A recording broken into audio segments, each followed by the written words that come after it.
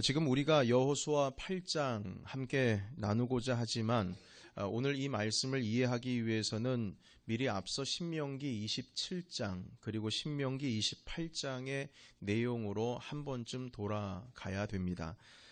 그 신명기 27장부터 기록되어 있는 내용은 이스라엘의 광야에서 40년을 보내고 이제 가나안 땅으로 막 들어갈 찰나에 모세께서 여호수아에게 그 바톤을 이어줄 그 시점에서 있었던 일이 그곳에 기록이 되고 있습니다. 모세가 지난 40년 동안을 회상하면서 이스라엘에게 다시 한번 하나님의 율법의 말씀을 일깨워줘야 하겠다라고 하는 그런 깨달음을 얻게 되었습니다. 그동안 오랜 시간이 흘렀기 때문에 백성들을 모으고 다시 그 40년 전에 호렙산에서 주님께서 말씀하여 주신 그 율법, 그 언약을 맺으신 그 말씀을 이스라엘 백성들이 가나안 땅에 가서도 잊지 않도록, 잃어버리지 않도록 하기 위해서 다시 그 말씀을 설명하기 시작했습니다. 그 내용이 신명기 1장부터 등장하고 있는 내용인데요. 그리고 모세는 가나안 땅에 들어가지를 못했지요. 그리고 그 바톤을 바로 여호수아에게 물려주었습니다. 그리고 여호수아가 이스라엘을 이끌고 요단강을 건너게 되는데요. 그렇게 시작된 것이 여호수아 1장부터의 내용이 되겠습니다.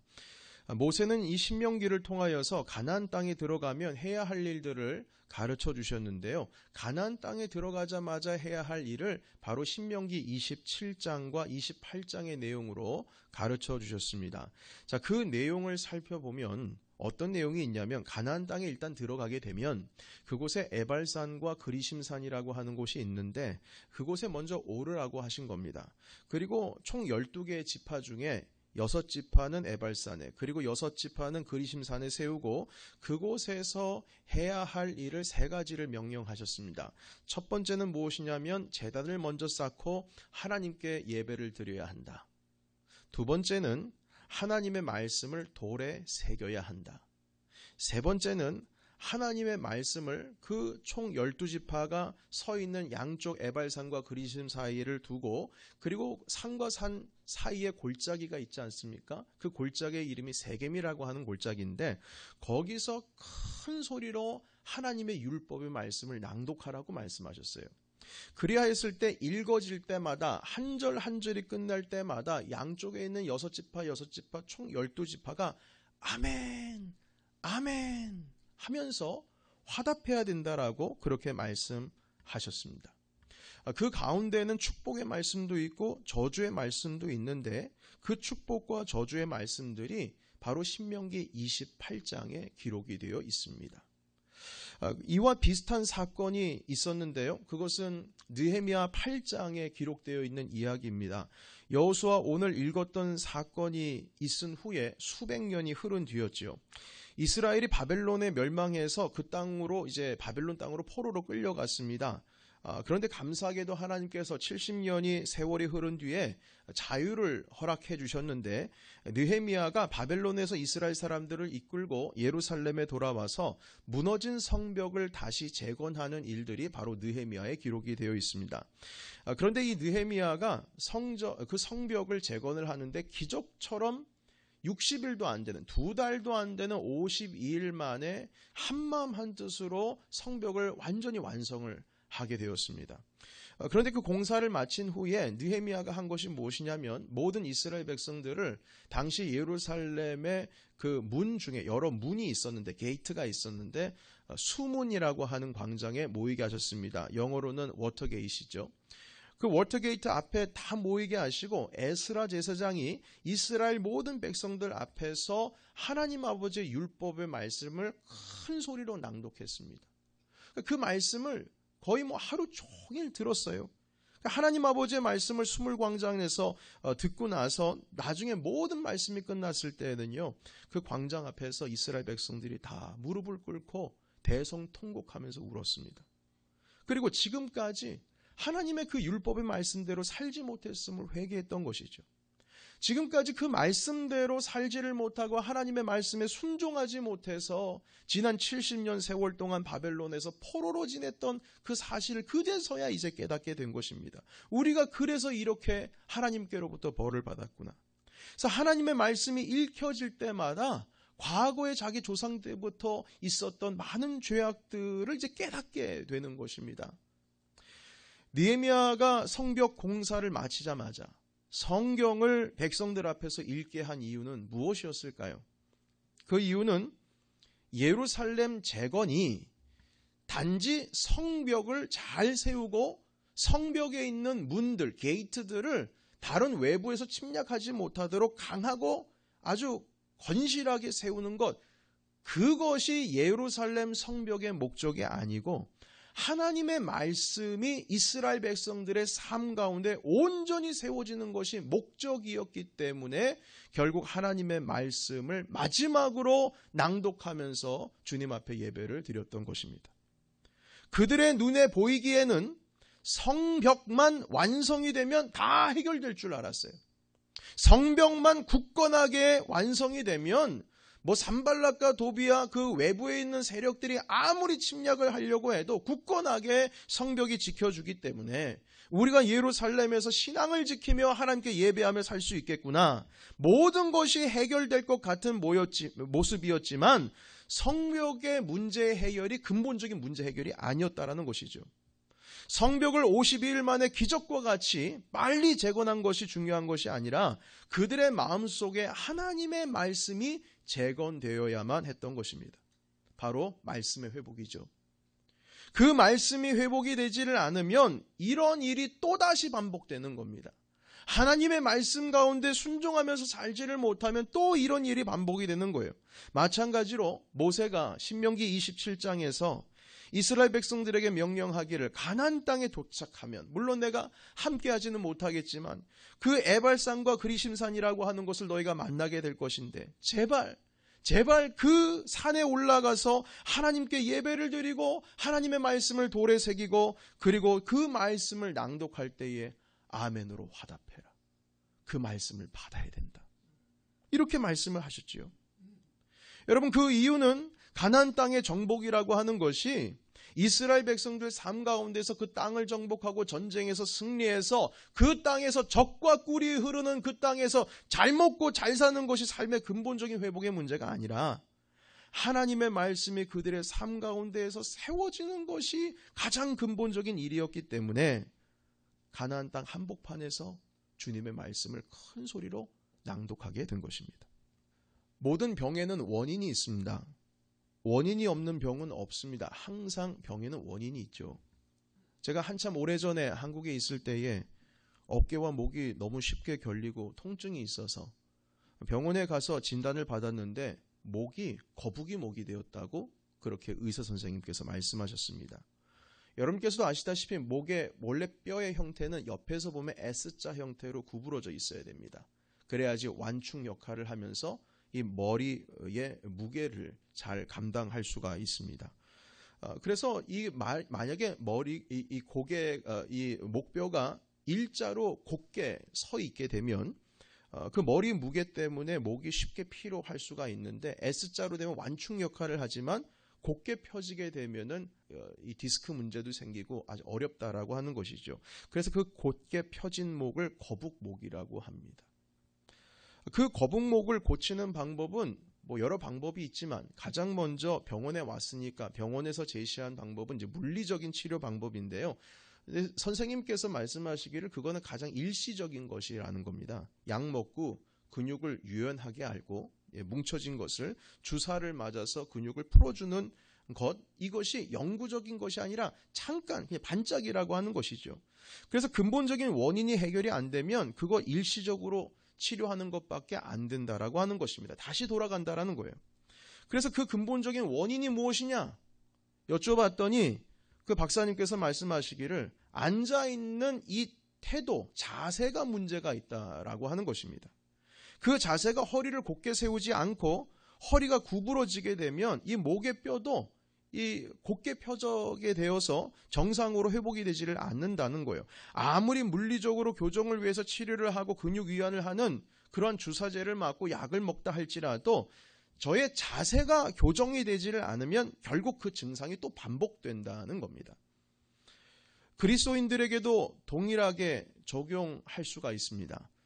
분명한 삶의 바른 자세가 그리스도인들에게도 있어야 됩니다. 만약 그 신앙의 삶의 자세가 흐트러지게 되면 우리 모두 다 영적인 거북목 가지게 됩니다. 목이 힘들어지는 것이죠. 힘들어지는 것을 방지하는 바른 자세는 무엇이냐면 오늘 우리가 말씀을 읽었던 것과 같이 하나님의 말씀에 대한 자세를 바로 잡아야 될 줄로 믿습니다. 여러분 호세아 4장 6절에 있는 말씀 함께 살펴보겠습니다. 스크린으로 준비되어 있는데요. 내 백성이 지식이 없으므로 망하는도다. 네가 지식을 버렸으니 나도 너를 버려 내 제사장이 되지 못하게 할 것이요. 네가 네 하나님의 율법을 잊었으니 나도 네 자녀들을 잊어버리리라. 아멘. 하나님께서는 이스라엘의 멸망에 대한 말씀을 하시면서 내 백성이 망하는 이유가 하나님의 말씀이 없어서 망한다. 이렇게 말씀하셨습니다.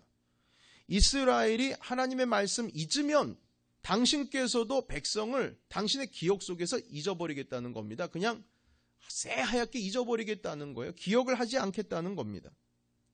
내가 내 하나님의 율법을 잊었으니 나도 내 자녀들을 잊어버리리라. 이 말씀은 하나님께서 우리를 잊으신다는 어떤 부정적인 관점에서의 하나님의 말씀인데요. 그러나 이 성경에서는 하나님의 말씀에 대한 긍정적인 관점에서 하신 말씀들도 있습니다. 한 구절, 두 구절 더 보겠습니다. 먼저 출애굽기 20장 6절 말씀인데요. 나를 사랑하고 내 계명을 지키는 자에게는 천대까지 은혜를 베푸느니라. 아멘. 내 계명을 지키는 자에게는 천대까지 은혜 베푼다. 한 구절 더 읽습니다. 레위기서 18장 5절 말씀 시작. 너희는 내 규례와 법도를 지키라. 사람이 이를 행하면 그로 말미암아 살리라. 나는 여호와이니라. 아멘. 지금까지 읽은 이 두 개의 구절 모든 말씀은요, 하나님의 말씀을 잘 지키고 따르면 복을 주시겠다는 하나님의 약속입니다. 그 말씀을 가까이 하면 하나님께서도 우리를 잊지 아니하시고 그분께서도 우리를 가까이 하시겠다는 말씀이지요.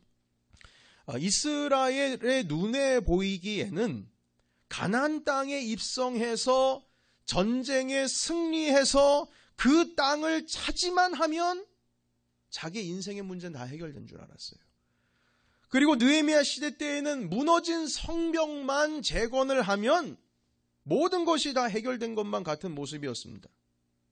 그러나 이 여호수아가 전쟁에서 이스라엘 백성들과 함께 승리해서 땅을 차지한 것이 이스라엘 백성의 해결의 문제는 아닌 것이죠. 아무리 적과 꿀이 흐르는 땅이라 할지라도 그 땅 가운데에서 하나님의 말씀이 재건되지를 않는다면 적과 꿀이 흐른들 그 모든 것이 저주가 될 수밖에 없습니다. 성벽을 52일 만에 다시 재건한 것이 삶의 해결 근본 문제는 아닙니다. 아무리 세워진다 할지라도 다시 이 10년 가운데 있는 하나님의 말씀이 굳건하게 서 있는 것이 아니라 그것이 완벽하게 재건이 되지를 않는다면 또 그 예루살렘 성이 굳건하게 건실하게 지켜져야 된다는 법은 이 땅 가운데 없는 것입니다.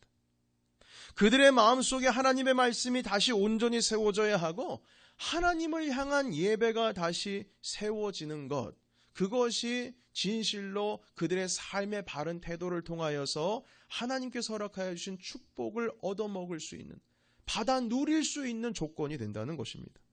그래서 모세는 요단강을 건너기 전에 당부했습니다. 야, 내가 같이 못 간다 하더라도 그 땅에 들어가면 에발산과 그리심산에 올라서 제단을 쌓아 예배를 드리고 말씀을 돌에 새기고 그 말씀을 선포하라. 그리고 모든 백성은 다 아멘 해야 된다. 아멘 안 하면 안 된다. 다 아멘 아멘 해서 받아라. 이 말씀이 바로 신명기 27장에 기록되어 있는 말씀으로 모세께서 여호수아와 이스라엘에게 당부하셨습니다. 그리고 여호수아는 그 말씀 명령에 힘입어서 그 말씀을 지키는데요. 오늘 우리가 읽은 8장에 하신 말씀, 그 말씀이 바로 과거 모세가 하신 말씀대로 순종해서 하나님의 명령을 실행하는 그 내용이 여호수아 8장에 기록이 되어 있습니다. 바로 이스라엘이 하나님의 말씀 앞에 서게 한 일이었죠. 여러분, 그렇다면 우리는 늘 스스로 항상 이 근본적인 문제를 점검해야 하고 확인해야 합니다. 하나님께서 출애굽해서 가나안 땅에 처음 들어간 그 이스라엘에게 그 말씀을 재확인시키시고, 또한 바벨론 땅에서 포로된 땅에서 돌아와서 예루살렘을 재건한 이스라엘 백성들에게 에스라를 통하여서 다시금 그 말씀을 재확인시켰습니다. 회복에 따르는 것이 바로 하나님의 말씀에 선 우리 믿음의 확인인 겁니다. 말씀에 선 우리 믿음의 확인인 것입니다. 여러분, 저는 확신하건대요, 우리의 삶 가운데에 혹시 여러분들께서 무너진 영역들을 발견하시거나 뭔가 회복되어야 할 나의 모습을 발견하셨을 때는 먼저 내 삶 속에 있는 말씀의 영역들이 제대로 지금 서 있는지를 한번 확인해 보시기 바랍니다. 물론 대부분의 사람들이 한번 무너지게 되면 자기 스스로를 관찰자로서 보기도 참 어렵습니다. 대부분의 분들이 잘 발견을 못합니다. 만약 무너진 영역들이 하나 두 개씩 발견이 되신다면 스스로를 살펴봐야 돼요. 내 삶 속에 있는 말씀의 영역이 제대로 서 있는지를 한번 확인해 봐야 됩니다. 그런데요, 그 무너진 영역들이 발견되었을 때 대부분 그 말씀의 영역이 무너져 있을 가능성이 아주 높습니다. 저는 거의 100%라고 확신합니다. 회복에는 항상 말씀의 영역의 회복이 가장 먼저가 되어야 합니다. 그것이 근본입니다. 거기서부터 하나씩 나의 삶의 벽돌이 한 장씩 쌓여져 갈 수 있는 것입니다. 그 말씀을 향한 나의 믿음이 바로 회복의 근본이 시작이고, 하나님께서는 그 믿음을, 그 말씀 위에 선 믿음을 늘 확인하신다는 것입니다. 하나님께서는 에발산과 그리심산에서 하나님의 말씀을 선포하도록 명령하셨고, 이스라엘 모든 백성들이 그 하나님의 말씀을 듣게 하셨습니다. 자, 그런데 그 말씀 가운데 읽었던, 낭독했던 말씀 가운데에는 저주와 축복에 대한 말씀이 있는데요, 여러분 한번 확인하겠습니다. 여호수아 8장 34절의 말씀을 같이 한 목소리로 스크린 보시고 읽겠습니다. 자, 시작. 그 후에 여호수아가 율법책에 기록된 모든 것대로 축복과 저주하는 율법의 모든 말씀을 낭독하였으니. 아멘. 이 축복과 저주하는 율법의 모든 말씀을 낭독했답니다. 그러니까 축복과 저주가 기록되어 있는 율법을 낭독한 것인데요, 이 낭독한 부분이 바로 어느 부분이냐면 신명기 28장에 나와 있는 그 내용을 낭독하신 것입니다. 자, 그러면 우리가 신명기 28장을 확인해야 되지 않겠습니까? 조금 긴데요, 우리 같이 성경을 찾아보겠습니다. 길어서 스크린으로는 준비하지 않았고요. 신명기 28장 1절부터 14절까지의 말씀 읽겠습니다. 다 같이 읽습니다. 시작.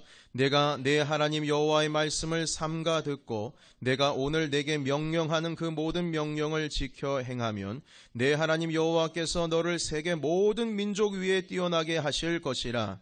네가 내 하나님 여호와의 말씀을 청종하면 이 모든 복이 내게 임하며 내게 이르리니 성읍에서도 복을 받고 들에서도 복을 받을 것이며 내 몸의 자녀와 내 토지의 소산과 내 짐승의 새끼와 소와 양의 새끼가 복을 받을 것이며 내 광주리와 떡반죽 그릇이 복을 받을 것이며 내가 들어와도 복을 받고 나가도 복을 받을 것이니라. 내가 오늘 너희에게 명령하는 그 말씀을 떠나 좌로나 우로나 치우치지 아니하고 다른 신을 따라 섬기지 아니하면 이와 같으리라. 아멘. 14절까지 이 긴 구절 동안 하나님께서 이스라엘에게 내리실 복으로 가득 채워서 기록을 하고 있습니다. 이 축복의 말씀이 그리심산과 에발산에 서 있는 이스라엘 백성들에게 선포가 된 것입니다. 이 말씀이 선포되어질 때마다 한 구절 한 구절 읊어질 때마다 아멘 아멘으로 화답한 것이죠. 자, 그런데 여기서 하나님께서 복을 주시는데 조건이 하나가 달려 있습니다. 그것은 무엇이냐면 1절과 2절에 기록되어 있는데요, 그 내용은 바로 하나님의 말씀의 명령을 잘 지켜 행하면 이라는 것이 바로 조건이었습니다. 제가 다시 한번 읽겠습니다. 내가 내 하나님 여호와의 말씀을 삼가 듣고 내가 오늘 내게 명령하는 그 모든 명령을 지켜 행하면 내 하나님 여호와께서 너를 세계 모든 민족 위에 뛰어나게 하실 것이라. 네가 네 하나님 여호와의 말씀을 청종하면 이 모든 복이 내게 임하여 내게 이르리니 하시고 3절부터 이러한 복, 이러한 복, 이러한 복이 다 너에게 임할 것이다 말씀해 주셨습니다. 하나님의 말씀을 지켜 행하는 거예요. 주님의 말씀이 삶의 중심 가운데 재건이 되어야 하는 것입니다. 그것이 복받는 길이에요. 자, 그런데 여러분, 이와 반대로 저주의 말씀도 있습니다. 이 또한 함께 낭독이 되었는데요. 그것은 바로 15절 이후의 말씀인데 우리 15절부터 19절까지 말씀 같이 한 목소리로 한 번 더 읽겠습니다. 내가 만일 내 하나님 여호와의 말씀을 순종하지 아니하여 내가 오늘 내게 명령하는 그의 모든 명령과 규례를 지켜 행하지 아니하면 이 모든 저주가 내게 임하며 내게 이를 것이니 내가 성읍에서도 저주를 받으며 들에서도 저주를 받을 것이요 또 내 광주리와 떡반죽 그릇이 저주를 받을 것이요 내 몸의 소생과 내 토지의 소산과 내 소와 양의 새끼가 저주를 받을 것이며 내가 들어와도 저주를 받고 나가도 저주를 받으리라. 아멘. 더 읽기가 힘듭니다. 너무 저주가 세서. 그런데 여러분, 우리가 지금 짧게 한 4개 구절 정도만 읽었는데요. 그것 아십니까? 20절 이후에 그 저주가 계속 이어집니다. 그런데 20절 이후에 그 저주가 어디까지 이어지냐면 한 장 넘기시고 한 2페이지 넘기시면 68절까지 그 저주가 질비하게 늘어서 있습니다. 그러니까 축복에 대한 말씀보다 저주에 대한 말씀이 더 많은 거 한 3배 이상 많아요. 그런데 이 말씀이 한 구절 한 구절 읊어질 때마다 이스라엘 백성들이 어떻게 했다고요? 아멘, 아멘 했어요. 우리는 보통 여러분 복 받으시기를 축복합니다 하면 여러분은 아멘 하시는데 여러분 이렇게 하시면 주님 저주하십니다 하면 여러분 아멘 하십니까? 못하지요. 그거는 감히. 그런데 이스라엘 백성들은 아멘 아멘 했어요. 왠 줄 아세요? 아멘 아멘 주님의 말씀이시고 여러분 그러면 그 아멘 했다라고 하는 뜻은 결국에는 주님께로부터 오는 복을 얻기 위해서 어떻게만 하면 되는 거예요? 하나님의 말씀에 청종만 하면 되는 거예요. 아주 간단, 심플합니다. 이스라엘 백성들이 아멘 하지 않을 이유가 없어요. 여러분 여기서 하나님께서 저주를 내리신데도 조건이 있습니다. 그것은 하나님의 말씀을 따르지 않고 지켜 행하지 않으면 이라고 하는 조건이 달려 있어요. 다시 말해서 하나님의 말씀을 따르지 아니하면 아무리 가나안 땅이 젖과 꿀이 흐르는 땅이라 할지라도 그 땅을 먹고 배부를 수는 있겠지요. 배부를 수는 있겠지요. 그러나 그 땅이 결국 저주의 자리가 될 것이다 말씀하십니다. 내 삶이 아무리 풍족해도 만족한다고 할지라도 삶의 근본은 분명히 문제투성이가 될 것임을 주님께서 말씀하고 계시는 겁니다. 여러분 이 말씀이 68절까지 기록이 됐는데요. 조목조목 에발산과 그리심산 가운데 울려 퍼졌을 때에 양쪽에서 이스라엘 백성들이 아멘으로 화답했습니다. 신앙에는 상과 벌이 분명히 있습니다. 사람이란 존재는 너무나도 기억을 쉽게 잊어버리는 존재들이기 때문에 아무리 은혜가 주어진다고 할지라도 한때뿐이지 그 은혜 받은 것, 그 기쁨, 감동 지속적이지 않습니다. 이렇게 기억을 쉽게 잊어버리는 존재들이기 때문에 주님께서는 상과 벌, 당근과 채찍을 분명히 하셨습니다. 하나님의 말씀을 존중히 여기고 그 명령을 지켜 사는 자에게는 상을 주시고 그렇지 않으면 벌을 주신다는 말씀이에요. 사랑하는 성도 여러분, 우리는 벌을 받아야 할 존재가 아니라 모두 다 상 받아야 할 존재임을 믿습니다. 이건 정말 아멘 하셔야죠. 그렇다면 여러분 깨어 있어야 해요. 하나님께 속한 자에게는 그 하나님께 속한 자가 만약에 한눈 팔게 되면 하나님께서 툭툭 치시면서 깨우십니다. 하나님께서 깨우실 때에 짜증 부릴 것이 아니라 하나님께 감사할 줄 알아야 됩니다. 만약 여러분께서 지금 이 말씀을 듣고 여러분들의 내면에서 뭔가 깨달으시는 바가 있다면 그것은 어찌 보면 주님의 사인일 가능성이 높습니다. 또 다르게는 그 사인이 삶의 어떤 문제로 직접적으로 우리에게 다가올 때도 있습니다. 버린 자식은 신경 쓰지 않는 법입니다. 내 자식이니까 주님께서 매라도 드시는 거지요.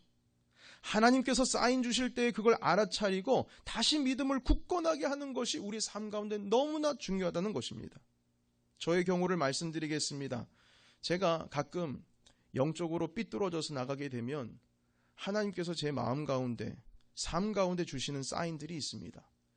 학생 때에 가끔은 제가 그때를 기억하곤 한데 제가 생각해도 내가 이래도 되나 싶을 정도로 저의 신앙이 허술해진 적이 있었습니다. 하나님께서 저에게 그런데 그때에 아무런 사인을 주시지 않는 거예요.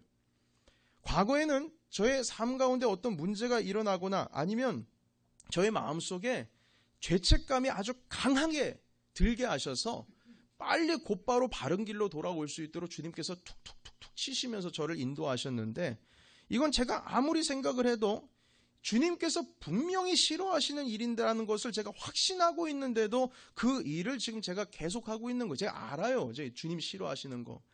그런데 그런 저를 하나님께서 아무런 저지도 하지 않으시고 매도 들지 아니하시고 아무런 경고적인 사인도 없으신 것입니다. 그걸 제가 경험한 적이 있어요. 한마디로 주님께서 그런 저의 모습을 보시면서 침묵하신 거죠. 저는 갑자기 순간 두려움에 빠졌습니다. 그동안 하나님께서 그러셨던 적이 없었거든요. 항상 저에게 경고하시거나 치시거나 매를 드실 때도 있었고, 그리고 심지어는 이 마음속에 심한 죄책감을 가득하게 해주셨는데 가만히 내버려 두시는 거예요. 그래서 제가 너무 두려워져서 하나님 아버지 앞에 이렇게 고백했습니다. 하나님, 제가 이렇게 느슨해졌는데 왜 아무 말씀이 없으십니까? 혹시 저를 떠나셨습니까? 제가 마음 가운데 견딜 수가 없겠더라고요. 주님께서 만약에 떠나셨으면. 그래서 제 마음 가운데 너무나 두려움이 가득해서 하나님께 즉시 회개를 기도를 드린 적이 있습니다. 사랑하는 성도 여러분, 우리는 스스로 느슨해진 것을 다시 올가매어서 주님 앞에 나와야 될 줄로 믿습니다. 그 중심은 바로 하나님의 말씀이 기준입니다. 하나님께서는 그 말씀을 통하여 항상 우리의 믿음을 확인하십니다. 때로는 툭툭 치시기도 하시고, 때로는 양심의 가책을 느끼기도 하시고, 때로는 깨달음을 얻기도 하시고, 때로는 주위의 환경의 문들을 올가매서서 주님께서 이끌어 주시는 겁니다. 그때에 하나님 아버지 앞에 짜증내지 마시고, 하나님께서 지금 나를 만지시고 계시구나. 옳은 길이 어딜까? 주님께서 이끄시는 길이 어딜까? 우리의 믿음을 확인하면서 주님의 말씀 가운데 서 있어야 될 줄로 믿습니다. 사랑하는 성도 여러분, 항상 말씀 가운데 우리 스스로를 점검하시기를 바랍니다. 그리고 말씀 가운데 굳건해 서셔서 하나님 아버지 앞에 나아가는 예배를 회복하시기 바랍니다.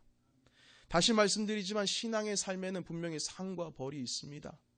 그 축복과 저주를 이스라엘 백성들은 가나안 땅에 들어가서 그 말씀까지도 받아서 아멘으로 화답하고 주 앞에서 온전히 살려고 하는 그 말씀 가운데 굳건히 설고자 하는 믿음의 의지를 주님께 보여드렸습니다. 말씀을 정리하겠습니다. 이스라엘 백성들은 신명기 28장의 말씀을 듣고 가나안 땅에서 그의 삶을 시작했습니다. 여러분, 늘 우리 주님의 말씀을 여러분 밖에 두시는 것이 아니라 늘 우리 안에 중심으로 세우시고, 하나님께서 주시는 벌이 아니라 늘 상으로서 그 상을 받음으로써 살아가는 그 풍성한 열매를 누리시는 저와 여러분이 되시길 예수님의 이름으로 축복합니다.